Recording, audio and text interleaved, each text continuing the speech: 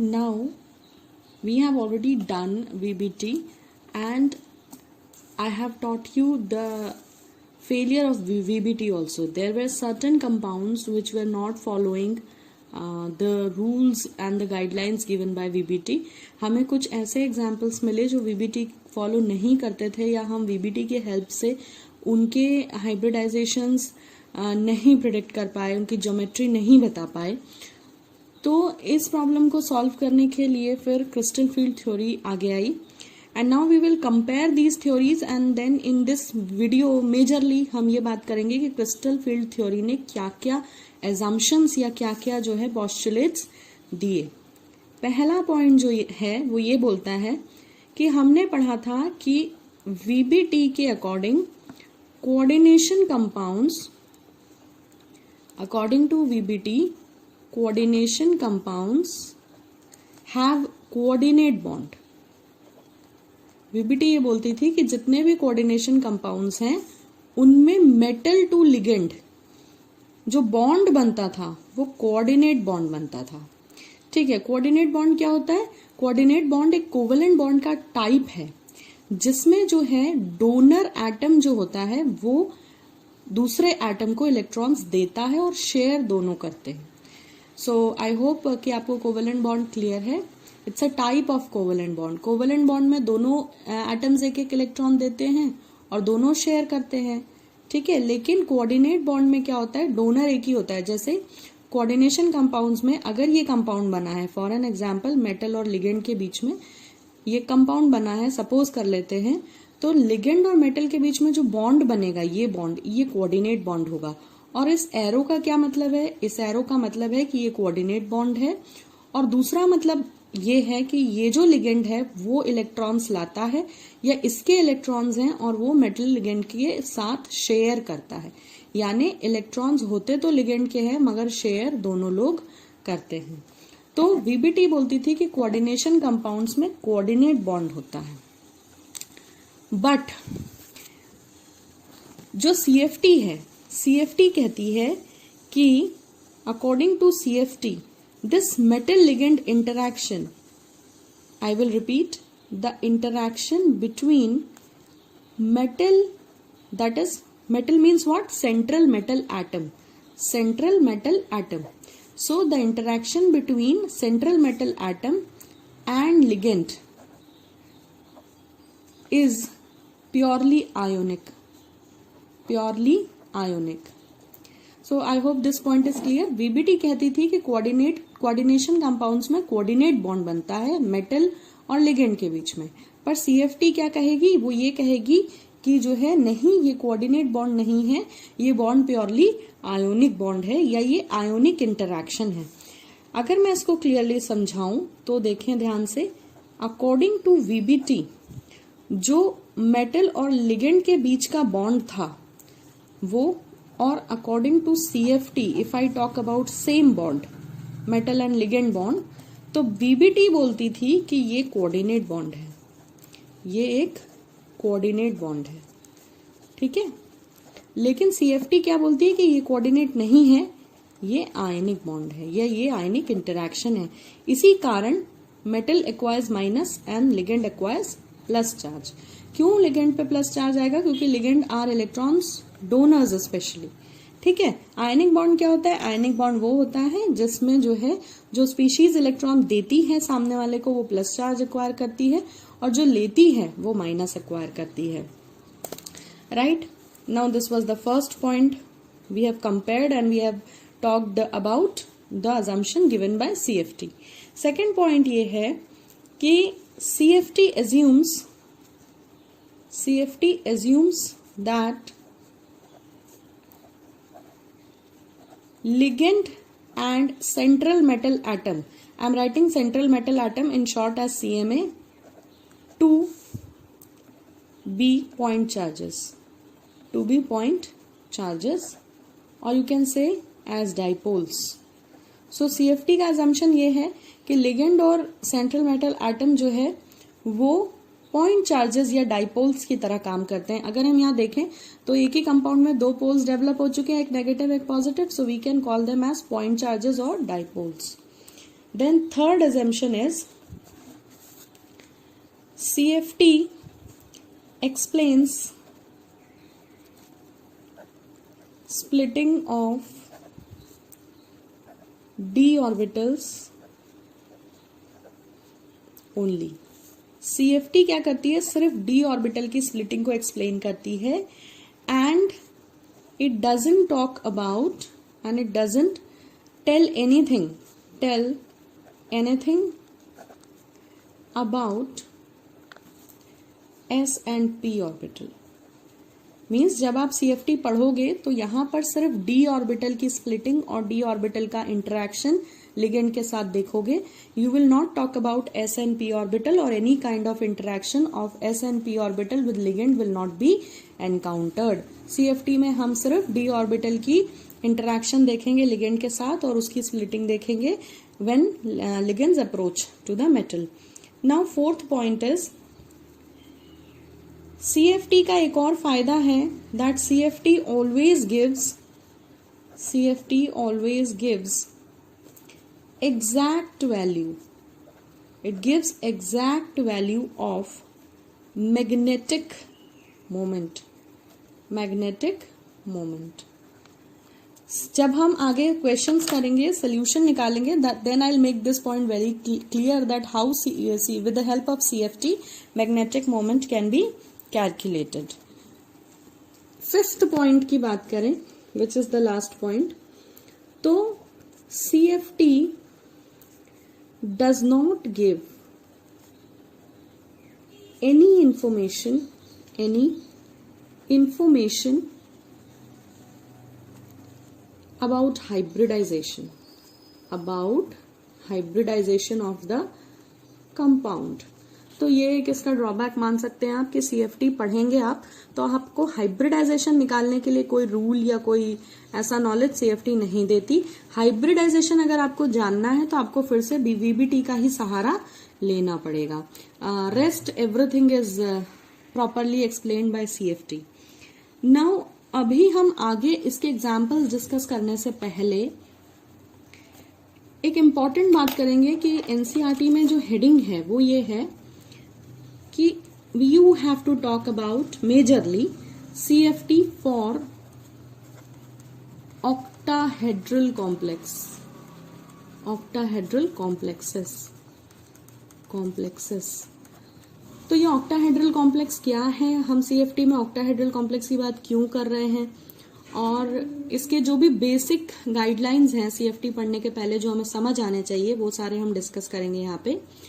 तो CFT for octahedral complex if you have to talk, so first of all हम discuss करेंगे कि octahedral complex होता कैसा है. तो मैं आपको ऑक्टाहेड्रल कॉम्प्लेक्स बना के बताती हूँ.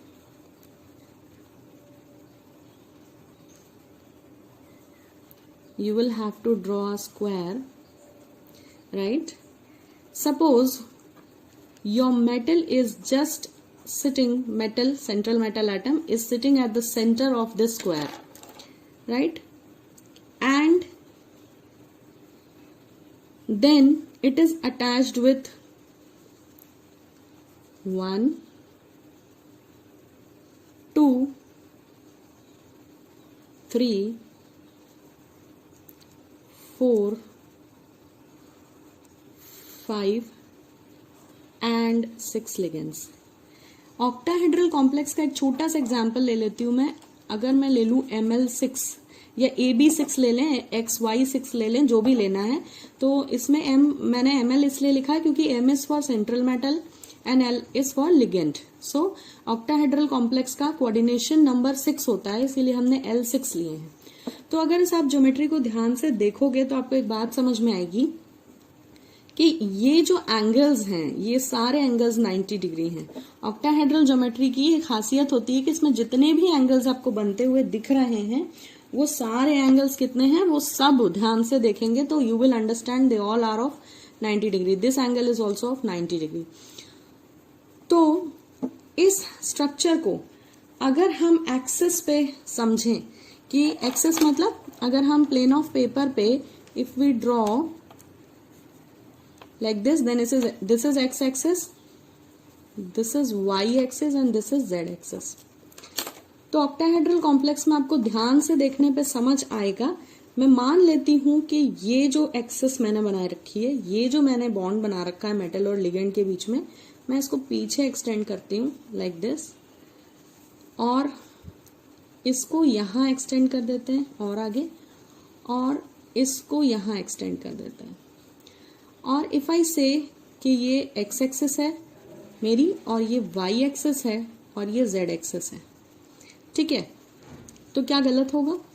बिल्कुल गलत नहीं, दिस इज वेरी ट्रू, ये एकदम सही है। अब आप ध्यान दें, इसी लाइन को, इस एक्स एक्सिस की लाइन को अगर मैं यहां एक्सटेंड करूं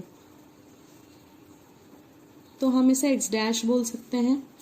इस y को अगर हम इधर एक्सटेंड करें तो इसे y डैश बोल सकते हैं, और इस z को अगर हम यहां एक्सटेंड करें तो z डैश बोल सकते हैं। यानी ये हमने दोनों डायरेक्शन से एक्सेस बना लिए हैं। तो एक्स वाई जेड क्लियर है, उन्हीं को पीछे एक्सटेंड करेंगे तो एक्स डैश, वाई डैश और जेड डैश बनेंगे। अब हम ये क्यों डिस्कस कर रहे हैं, उसके बहुत इंपॉर्टेंट रीजंस हैं। CFT is for, we are now talking about octahedral complex. ये ऑक्टाहेड्रल कॉम्प्लेक्स की ज्योमेट्री है, जिसको आपने पहले जब ध्यान से देखा था तो लिगेंड्स जहां जहां आपको दिख रहे हैं, अगर आप ध्यान से देखें तो ये लिगेंड्स कहां से मेटल से जुड़े हैं, ये एक्सिस से अप्रोच कर रहे हैं। They are approaching from axis to the metal, ठीक है। इस स्ट्रक्चर से हमें ये बात समझ आई। Now one very important thing, I told you a point number 3, जो एजम्पशंस में हम पढ़ रहे थे, वहां मैंने बताया था कि क्रिस्टल फील्ड थ्योरी एक्सप्लेन करती है डी ऑर्बिटल के स्प्लिटिंग को। It explains the D orbitals splitting, right. ये डी ऑर्बिटल के स्प्लिटिंग को एक्सप्लेन करती है और एस और पी के बारे में कुछ भी बताती नहीं है। So this point I had already made clear. Now you see कि यहां पे आपको नोट करना है कि ये डायग्राम देख के हमें समझ आ गया है कि लिगेंड्स कहां से अप्रोच करते हैं। So we came to know that it is clear that ligands they approach to central metal atom from where, from axis से अप्रोच करते हैं, ठीक है। तो इसके कारण क्या होता है, so what happens is, so the orbitals, वो orbitals which is on axis, वो ऑर्बिटल जो एक्सिस पे होता है, the orbital which is on axis will experience more repulsion, ठीक है। वो ऑर्बिटल जो एक्सिस पे लाई करता है वो ज्यादा रिपल्शन फील करता है। देखो, इन नॉर्मल कंडीशन, जब नॉर्मल कंडीशंस होती हैं, कोई लिगेंड जो है मेटल से नहीं जुड़ा होता, मेटल अकेला होता है, so when there are normal conditions, when ligand is not approaching, ये बहुत इंपॉर्टेंट पॉइंट है, इनको ध्यान से नोट करेंगे। In normal conditions when ligand is not approaching, जब लिगेंड अप्रोच नहीं करता तो जितने भी डी होते हैं, कितने डी होते हैं हमें पता है, 5 ऑर्बिटल्स होते हैं डी में, 1 2 3 4 5 ऐसे ही ड्रॉ करते हैं ना। सो नॉर्मल कंडीशन में अगर मेटल है और उस पर कोई लिगेंड नहीं अप्रोच कर रहा तो जितने भी डी हैं 5 होते हैं। सो ऑल डी ऑर्बिटल्स की क्या सिचुएशन होगी, in this situation when no ligand is approaching, all d orbitals have same energy। आपने 11th क्लास में बहुत ध्यान से पढ़ा है कि ये जो d ऑर्बिटल्स होते हैं, ये जो 5 d ऑर्बिटल होते हैं, they are called as degenerate orbitals, degenerate का मतलब क्या होता है, they have same energy, degenerate orbitals have same energy। तो अगर कोई लिगेंड अप्रोच नहीं कर रहा तो आपके डी एज इट इज रहेंगे, इनकी एनर्जी पांचों की कैसी रहेगी, सेम रहेगी। बट CFT पढ़ रहे हैं, कॉम्प्लेक्स बन रहा है कोऑर्डिनेशन कॉम्प्लेक्स, तो लिगेंड तो अप्रोच करेगा, तो we will have to see कि अब क्या होगा।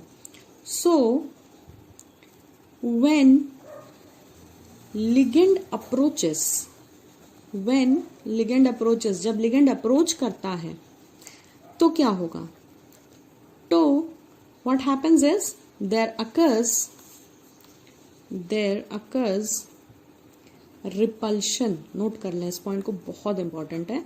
देयर अकर्स रिपल्शन किसके किसके बीच में? Between orbitals and ligands. पीछे मैंने आपको बताया था थोड़ी देर पहले कि वो ऑर्बिटल्स जो एक्सिस पे लाई करते हैं वो ज्यादा रिपल्शन फील करते हैं।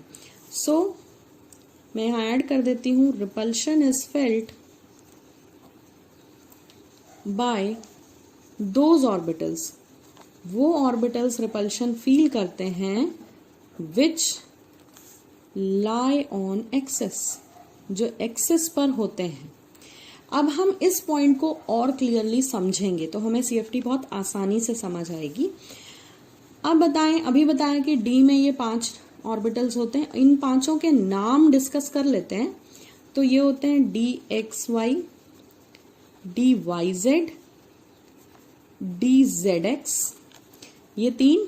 फिर चौथा हम लिखते हैं, क्या लिखते हैं? D X square minus Y square, और लास्ट लिखते हैं डी जेड स्क्वायर। ये 5 हैं, X Y, D Y Z, D Z X, D X square minus Y square and D Z square.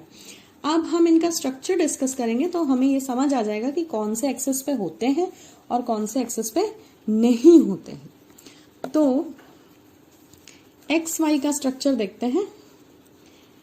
D X Y के structure के लिए ये x axis है और ये वाई एक्सिस है, राइट? तो ये जो है एक्सिस पे नहीं लाई करते, इनके जो लोब्स हैं वो एक्स और वाई के बीच में लाई करते हैं। तो ये एक ऐसा फ्लावर टाइप का बनता है। ये जो 3 हैं दे आर बिटवीन एक्सिस। तो आपने ये एक्स वाई बना दिया, ठीक है। अब अगर आपको वाई जेड बनाना है तो आप जो है इसे जो है वाई एक्सिस मान लें, इसे जेड मान लें। तो same kind of flower you can draw like this. It is again in between the axis. तो ये आपका डी एक्स वाई था, ये वाई जेड हो गया। अगर आपको जेड एक्स बनाना है तो ये रही एक्स एक्सिस, ये रही जेड एक्सिस, और ये बन गया फ्लावर। सो इनका क्या है, ये तीनों ही एक्सिस के बीच में आते हैं, ठीक है। सिर्फ एक्सिस चेंज होती है, इनका शेप सेम है। हमें पहले से पता है 11th क्लास से कि डी ऑर्बिटल्स जो हैं वो डबल डम्बल शेप के होते हैं। 2 डम्बल होते हैं इनमें, तो इसीलिए 2 डम्बल्स बनाए हैं। They are double dumbbell shape. तो ये जो 3 हैं वो एक्सिस के बीच में होते हैं, मगर ये जो 2 हैं लास्ट वाले जो लिखे हैं इनको देखते हैं ये कैसे होते हैं। मैं फिर से एक्सिस बना लेती हूँ। We'll have to discuss the structure of D X square minus Y square. तो इसके लिए if this is X axis and this is Y axis, ये जो दोनों हैं लास्ट वाले, इनके जो लोब्स हैं, जो डम्बल्स हैं, वो एक्सिस के ऊपर होते हैं ऐसे। They lie on axis like this, ठीक है। क्या अंतर है पहले 3 और इनमें? देखो ये एक्सिस के बीच में है, they are not on axis, but this one lies on axis. ये एक्सिस के ऊपर होता है, ठीक है। और अगर आपको डी जेड स्क्वायर का स्ट्रक्चर पढ़ना है तो डी जेड स्क्वायर, जो 5th ऑर्बिटल का नाम लिखा था, again what happens is, supposingly this is x axis and this is z axis, so this structure, the shape of this dz square में जो लोब है, जो डम्बल है, that lies on the z axis, और इसमें एक ही lobe बनाते हैं मगर एक बीच में डोनट टाइप की एक बन जैसी रिंग होती है।